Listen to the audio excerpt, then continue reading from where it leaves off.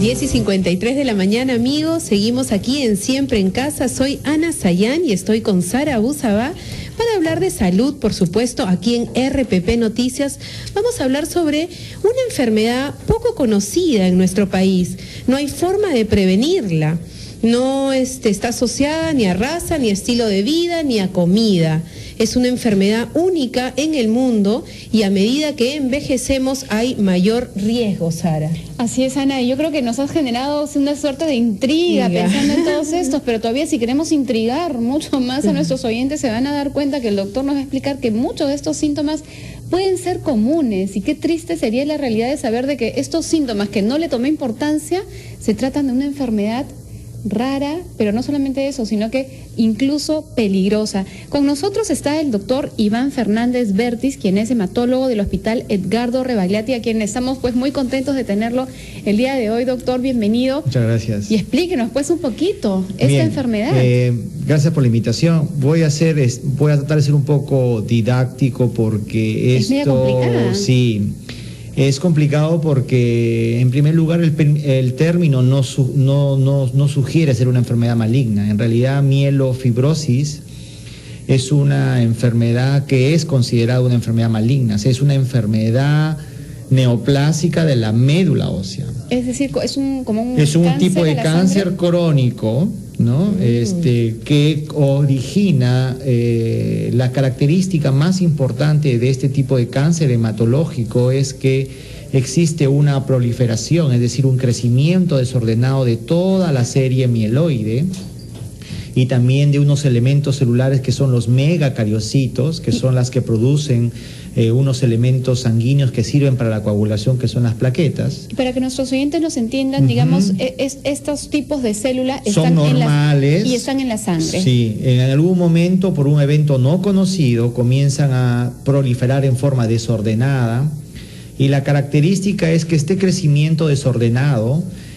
comienza a haber un depósito de fibras de reticulina y colágeno, es decir, comienza a haber una fibrosis de la médula ósea, y esto es lo que ocasiona que la médula ósea, que es su función de formar la sangre, se altera y los pacientes comienzan a tener ya los síntomas y signos de la deficiencia de una médula ósea que ya está enferma. O sea, es una anomalía en las células madres. Así es, comienza ahí en las células madre por un proceso no conocido y que comienza pues a haber una proliferación tanto de las células mieloides, megacariocitos que depositan fibrina, reticulina y al final fibrosan la médula. Pero acá quiero yo ser un poco específico en lo siguiente, ¿no? Entonces, ¿por dónde está acá lo maligno, no? Lo maligno está porque cuando uno hace un estudio de médula ósea y examina esa médula ósea de estos pacientes que tienen mielofibrosis, la imagen que tiene la médula ósea es exactamente igual que cualquier leucemia crónica o muy similar a una leucemia crónica. La diferencia radica es que esta imagen que parece una leucemia crónica, mieloide crónica, es que además de eso tiene un depósito de fibrina. Este depósito origina que la médula ósea ya no trabaje bien y comienza a haber una característica muy, muy típica, ¿no? Que es el crecimiento del vaso. Entonces, los pacientes que tienen mielofibrosis típicamente comienzan a tener crecimiento descontrolado del vaso, que es el otro problema grande que tienen los pacientes. Doctor, y yo comenzaba comentando también de que los síntomas podrían ser muy comunes. Ya nos está diciendo que el vaso va creciendo. ¿Cuáles son estos síntomas que nuestros oyentes pueden identificar? Lo que pasa es que en estas fases puede simularse y no se puede hacer un diagnóstico claro hasta que la enfermedad puede estar avanzada. ¿Cuáles son los síntomas inespecíficos que puedan confundirse? Obviamente, si crece el vaso, entonces el paciente va a sentir una llenura precoz, es decir, come y se llena rápido, puede sentir un dolor abdominal inespecífico, un incremento del abdomen, es decir, crece el abdomen y no se sabe por qué el paciente comienza a tener una pesadez, e incluso puede ser tan grande el crecimiento del vaso que el paciente no se puede agachar o amarrarse los zapatos, ¿no? Perdón, doctor, entonces, ¿este crecimiento del abdomen uno pudiera confundirlo con sobrepeso? No tanto como sobrepeso, pero sí va a notar el paciente una pesadez, porque típicamente la otra característica es que pierde peso, hay sudoración en las noches, el paciente tiene dolores óseos osteomusculares inespecíficos, le pica el cuerpo y aparte de eso, una de las características también inespecíficas pero muy comunes de esta enfermedad es que el malestar general, ¿no? Se ha hecho estudios, cansancio, debilidad, falta de energía para hacer las cosas.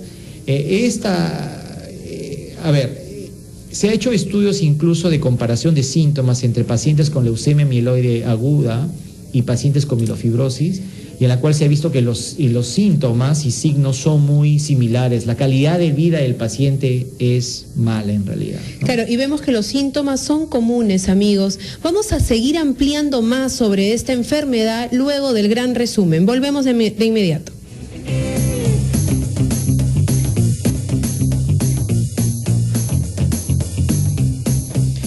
11:10 de la mañana, amigos. Seguimos aquí en Siempre en Casa. Soy Ana Sayán y estoy con Sara Usabá hablando con el doctor Iván Fernández. Él es hematólogo del Hospital Edgardo Rebagliati y estamos hablando sobre la mielofibrosis. Esta enfermedad rara, pero que tiene síntomas comunes, porque estamos hablando de debilidad, fatiga, inflamación al vaso, cansancio, pérdida de peso, sudoración en la noche, dolor, esa sensación de llenura. Así es, Ana, es importante invitar a nuestros oyentes a que participen ya con sus consultas. Les recordamos nuestras líneas telefónicas 212-4100, 212-7165 y el 0813-140, que es la línea gratuita desde el interior del país. Recuerden que a nuestro Facebook Siempre en Casa RPP también pueden plantear sus consultas. Doctor, y antes de irnos al corte nos estaba explicando una serie de cosas, como bien lo ha mencionado Ana. En todo caso, ¿qué es lo peligroso de esta enfermedad? Esta enfermedad, si uno la diagnostica, se trata, se cura, uno puede tener calidad de vida. Sí, es muy importante, primero, ante la sospecha de la mielofibrosis, es decir, cuando uno sospecha mielofibrosis, cuando tiene esos síntomas que hemos conversado y en el examen físico el médico encuentra un vaso grande, ¿no? Entonces encuentra un vaso grande, le toma las pruebas de laboratorio y uno supone que tiene una enfermedad mieloproliferativa, ¿no? Perdón la interrupción, ¿esas pruebas del laboratorio son pruebas complicadas? Porque nos habló de la médula. Claro. ¿O es sí. un tema de análisis de sangre? Dentro de las pruebas se tiene que hacer un examen de sangre, como está un marcador que se llama la deshidrogenasa láctica, y incluye el estudio de médula ósea. Entonces, cuando uno ya completa el diagnóstico y pide, o sea, cuando uno sospecha, uno tiene que buscar y solicitar al patólogo muchas veces en la biopsia de médula ósea que le marque si es que existen depósitos de fibrosis en la médula ósea, porque normalmente eso no se hace, por eso ahí viene el subdiagnóstico. El subdiagnóstico viene porque yo hago la médula y no busco residuos de fibrina o reticulina en la médula y se me escapa el diagnóstico. Entonces uno tiene que pedirlo y el patólogo tiene que encontrarlo, ¿no? Entonces, ya diagnosticado eso, el siguiente paso es establecer qué riesgo tiene el paciente. Y acá hay diferentes riesgos, o sea, puede ser un riesgo bajo, intermedio 2 y alto. Si el paciente tiene un riesgo bajo o a intermedio, probablemente lo más conveniente en el paciente es que reciba tratamiento no específico y que siga en múltiples controles. ¿Un tratamiento no específico? Es decir, por ejemplo, hay tratamientos, por ejemplo, con medicamentos que son los medicamentos clásicos que se han usado en mielofibrosis, pero que nunca han sido específicos para la enfermedad. No estamos hablando de la hidroxiuria, el corticoide, la talidomida, etcétera, que se han usado clásicamente, pero que no revierten en la historia natural de la enfermedad. Es decir, definitivamente esto va a progresar.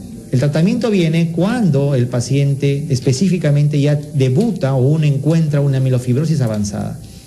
Y ahí uno define si el paciente será un candidato a trasplante o no será un candidato a trasplante. La mayoría de nuestros pacientes con mielofibrosis avanzada o de riesgo alto no son candidatos por varias razones. En primer lugar, porque muy pocos tienen donante, son pacientes adultos, mayores, o sea, más de 60 a 65 años ya no es un candidato a trasplante. Doctor, perdón, ¿por qué esperar a que avance para el trasplante? ¿No sería Lo que pasa es de que recuerda que el trasplante de médula ósea tiene una mortalidad asociada al trasplante y una mortalidad que no oscila no menos entre el 20 hasta el 40% de mortalidad asociada al trasplante. Entonces, si tengo un paciente que tiene un riesgo bajo y lo voy a someter a un tratamiento que es intenso, ya lo entiendo, con una alta mortalidad, entonces definitivamente no sería una recomendación razonable. Claro. Solo en los que son de alto riesgo o de alto grado. ¿Y esta enfermedad, doctor, tanto en el desarrollo como en el tratamiento, tiene algo que ver el estado nutricional del paciente? ¿Qué come? ¿Cómo se alimenta? No. Esto es totalmente adquirido, o sea, no es que nace el paciente, no está asociado a ningún factor alimenticio. Sí existen trastornos genéticos, y eso es una de las características por la cual también está clasificado como enfermedad maligna. Es decir, cuando uno hace el estudio de médula ósea, también hace pruebas genéticas. Y algunos pacientes que tienen mielofibrosis se les encuentran alteraciones en los cromosomas. ¿Y es hereditario, doctor? No es hereditario, esto es adquirido. Es decir, el paciente nace normal y en algún evento no conocido, externo, puede haber transformado la célula. No sé, Ana, se me ocurre de repente algún trabajo o al haber estado expuesto a algún químico, algún tipo de contaminación. Dentro de los factores de Muchos riesgo de medicamentos, cualquier enfermedad maligna existen, por ejemplo, la radiación ionizante, etcétera, pero en la mayoría de pacientes, como sucede y en la práctica clínica, la mayoría de pacientes que tienen este tipo de enfermedades no tienen esos factores de riesgo. O sea, por ejemplo, no han estado sujetos a radiación continua. La mayoría de pacientes son profesores, ingenieros, contadores, qué sé yo, hasta personal de salud. No se puede llegar a determinar bien cuál ha sido el común denominador, o sea, a diferencia de otras enfermedades malignas sólidas, como no sé, cáncer de pulmón, uno dice ya existe la evidencia de que el tabaco está asociado y por lo tanto la disminución de fumar disminuye el riesgo de cáncer. Lamentablemente en las enfermedades hematológicas no existe un método preventivo, no existe, ni para leucemia, ni para estas enfermedades, ni para otras, ¿no? Tenemos una consulta de un oyente. Perfecto. Mary desde La Molina nos está llamando. Bienvenida.